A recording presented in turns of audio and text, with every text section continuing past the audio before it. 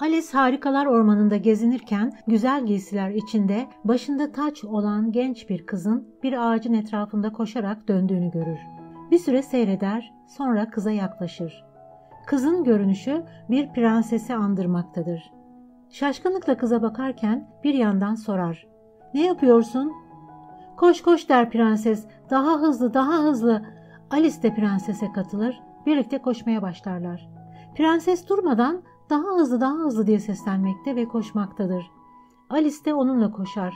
Ancak neden koştuğunu bir türlü anlamamakta, sorularına cevap alamamaktadır. Bir süre daha koştuktan sonra nefes nefese kalır. "Artık yeter, söyleyecek misin neden koştuğumuzu?" der. Prenses Alice'e döner. "Bulunduğumuz yeri korumak için," der. "Bulunduğumuz yeri korumak istiyorsak daha fazla çaba göstermeliyiz. Yoksa her şeyi kaybederiz. Zaman yok, durma, daha hızlı koş," diyerek koşmaya devam eder. Eğer biz de dünyamızı korumak istiyorsak herhangi bir rehavete kapılmadan hepimiz üstümüze düşeni yapmak zorundayız. Bu topraklar üzerinde yaşayan her insan burada yaşamasının bedelini onu koruyarak ödemelidir. Hiçbir şey yapamayanlar bile etrafına zarar vermeyerek de bu bedeli ödeyebilir. Mesela orman yangınlarının %99'u insanlar yüzünden çıkar. Yağmurlu bir havada yıldırım düşmesi sonucu çıkabilecek bir yangın fazla uzun sürmez. Çünkü orman zaten ıslaktır. O yüzden yangın hemen söner. Yine de zararın neresinden dönsek kârdır diyerek tıpkı köklerinden yeniden filizlenen ağaçlar gibi umudumuzu kaybetmemeliyiz. Doğrusunu isterseniz bu konuyu araştırırken orman kanunları beni hayrete düşürdü. Son derece dinamik, hayatın gerçek kurallarını işlediği bir ortam diye düşünmekten kendimi alamadım. Ormandaki canlılar arasında olağanüstü hayatta kalma mücadelesi olmasına rağmen hiçbirisi doğası dışında davranmıyor. Bunun dışına çıkanlar beslendikleri kaynağı kuruttukları için kendi kendilerini yok etme tehlikesiyle karşı karşıya kalıyorlar. Orman kendini daima yeniliyor. Yardımlaşma davranışı sadece insanlara özgü bir durum değildir. Özellikle ağaçların sık olduğu ormanlarda ağaçlar birbirlerine yardım ederler. Kalabalık bir ormanda ağaçlar normalde rüzgarın gücünü azaltırlar. Saatte 100 kilometreden fazla esen fırtınalar tek başına kalan ağaçları yerlerinden sökebilir. Ağaçlar fotosentez yaparak kendi kendilerini besleyebilirken otobur hayvanlar bitkilerle beslenirler. Aslında ağaçlardan faydalanan hayvanların çoğu onlara zarar vermez. Bir çalışmada bir ağaçta 257 türe ait 2041 hayvan olduğu belirlenmiştir.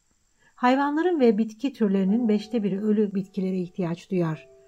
Ölü ağaçlardan beslenen birçok hayvan canlı ağaçlara dokunmaz. Bu da ağaçların büyümesi için onlara fırsat yaratır.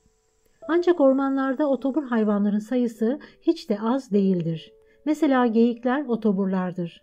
Ağaçların yapraklarını ve meyvelerini yemezler. Çimle beslenirler. Geyikler normalde orman hayvanı değildir. İnsanlardan uzak, açık arazilerde yaşarlar. Ormanda çim bulamayan geyikler beslenmek için nehir kenarlarına giderler. Fakat son zamanlarda nehir kenarlarında da yiyecek çim bulamayan geyikler mecburen ormanlara çekilmişlerdir. Geceleri gizlice ormana gelirler.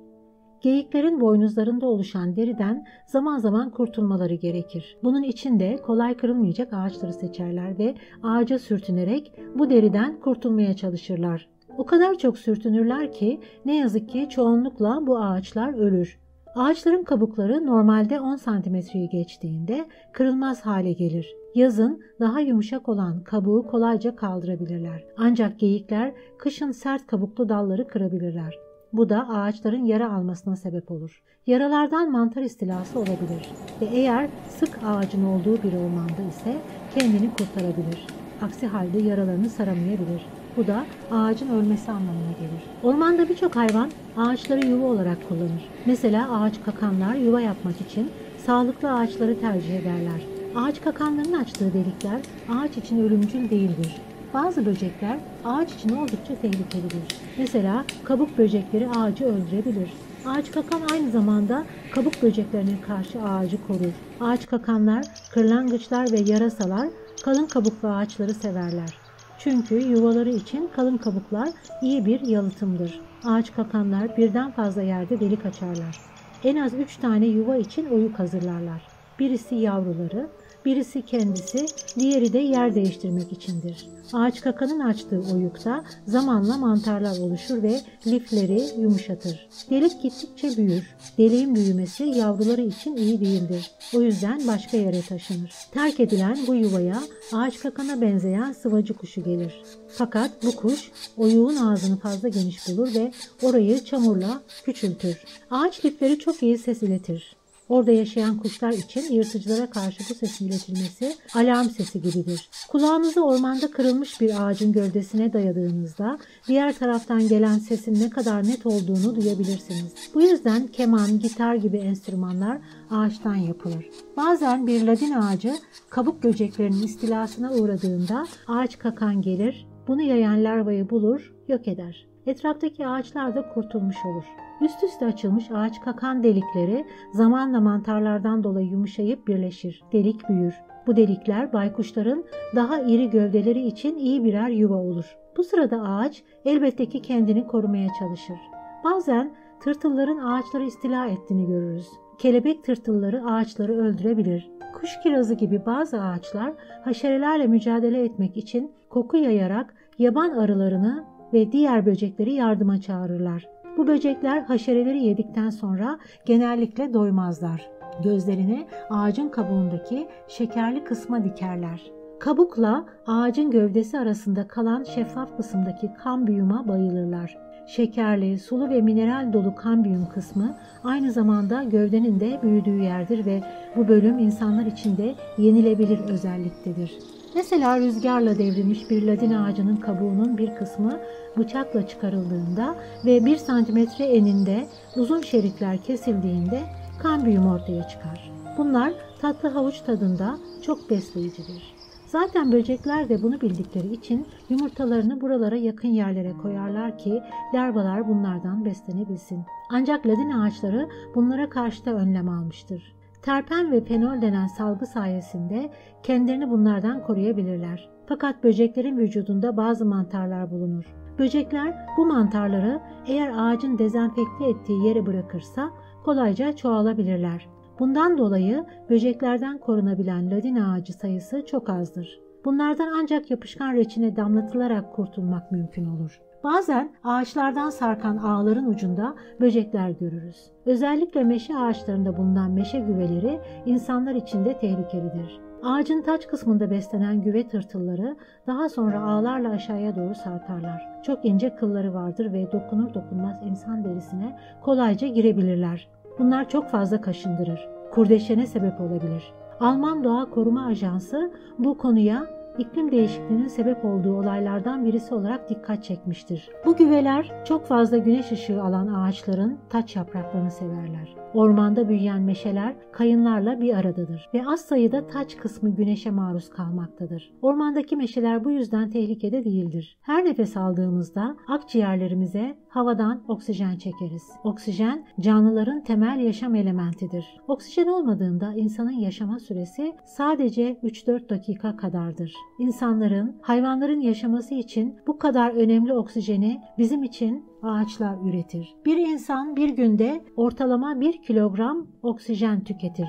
Ağaçlar gündüzleri fotosentez yaparak oksijen üretirler. Yazın 1 kilometre karelik bir ormanda bulunan ağaçlar 10.000 kilogram oksijen üretirler. Ormanda gündüz yapılan bir yürüyüş sırasında insanlar oksijenle yıkanmış gibi olurlar. Ağaçların kışın dinlendirici bir uykuya dalmaları için soğuk havaya ihtiyaçları vardır. Ağaçlar gece fotosentez yapmazlar. Dolayısıyla gece oksijen üretmezler. Ağaçlar kışın da fotosentez yapmazlar. Çünkü onlar da diğer canlılar gibi kış uykusuna yatarlar. Amerika'da bir şehirde meşe ağaçlarının çoğunun gece ışığa maruz bırakılması sonucu öldüğü ortaya çıkmış. Bu yüzden kışın oksijen seviyesi yükselmez. Kış mevsimindeki oksijen eksiğini tuzlu suda okyanuslarda yaşayan su yosunları giderirler. Su yosunları bir yıl boyunca çok miktarda oksijen üreterek havadaki oksijen eksiğini dengelerler. Orman havası temiz havanın simgesidir. Ağaçlar havayı süzer. O yüzden ağaçların altındaki hava temizdir. Devasa ağaçların yaprakları partikülleri havada yakalar. Bu partiküller iz, toz, asitler, toksik hidrokarbonlar ve azot bileşikleridir. Kozalaklı ağaçlar havadaki mikropları öldürür ve özellikle alerjisi olanlar için temiz bir hava yaratırlar. Bu yüzden sağlıklı bir ormanda yürüyenler kendilerini daha mutlu hissederler. Ağaçların sağlıklı bir şekilde yaşayabilmesi için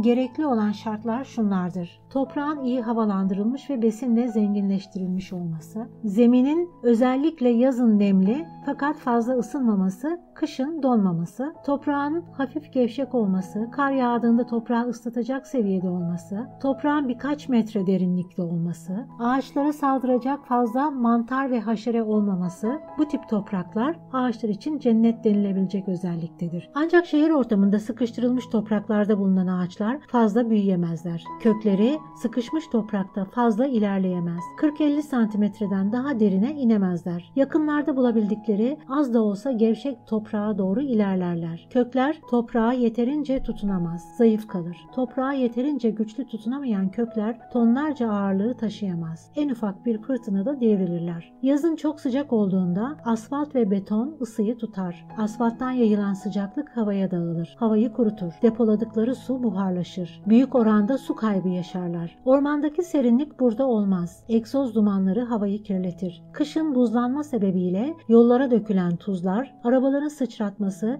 ya da başka sebeplerle ağaçların iğne yapraklarına geldiğinde yaprakları yakar. Yaprakları yanan ağaçlar yaz geldiğinde fotosentez yapmakta zorlanır. Ağaç zayıflamaya başlar. Ağacın savunma mekanizması zayıfladığında ağaç bitleri ve zararlı böcekler kolayca ağaca çekilir. Yazın sıcak, kışın ılık geçmesi haşerelerin işini kolaylaştırır. Ormandaki toprak ağaçlar için yumuşak, nemli, humus açısından zengin iken şehir yaşamında besinden fakir, sıkışmış sert yüzeyler halindedir ve buralardaki topraklar ağaçlar için elverişli değildir. Ağaçların çevresinde dinlenen, onlara dokunan insanlar bastıkları yerdeki toprakları sıkıştırırlar. Devamlı sıkıştırılan toprak yağmur sularını tutamaz. Suyun akıp gitmesine sebep olur. Ağaçlar kış boyunca ihtiyaçları olan suyu depolayamazlar. Ağaçlar fotosentez yaparken karbonhidrat yani şeker üretirler. Tüm yaşamları boyunca 20 ton karbonhidratı gövdelerinde depolarlar. Orman havadaki karbondioksiti emer. Bir ağaç öldüğünde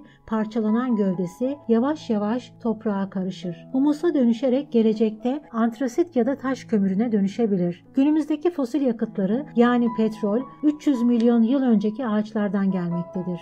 Şu anda kesilen ağaçlar yüzünden topraktaki karbon depoları azalmaktadır. Bulunduğunuz yerdeki toprakta karbon olup olmadığını anlamak için toprağa açık renk toprak görünceye kadar bir miktar kazmalısınız. Koyu renkli kısım karbon içerir. Eğer ormanlar rahat bırakılsa gelecekte buralar kömür, gaz ya da petrolün öncüsü olacaklar. Ağaçların kesilmesi gelecekteki karbon rezervlerini boşaltmaktadır. İsveç'in Dalarna şehrinde antik ladin ağaçlarını araştıran araştırmacılar karbon-14 testine tabi tuttukları bir ladin ağacı köklerinin tam 9550 yaşında olduğunu buldular. Kök, ağacın yaşını belirleyen en önemli etmendir. İklim şartlarına karşı koyan ve gövdeyi tekrar büyüten köktür. Kökler bütün tecrübeleri depolar ve bu bilgiyi bugüne taşır. Daha önceden ladin ağaçlarının 500 yıl yaşadığı biliniyordu. Ağaçların beyninin kökleri olduğu düşünülmektedir. Kök toprakta ilerlerken karşılaştığı durumları gövdeye gönderir.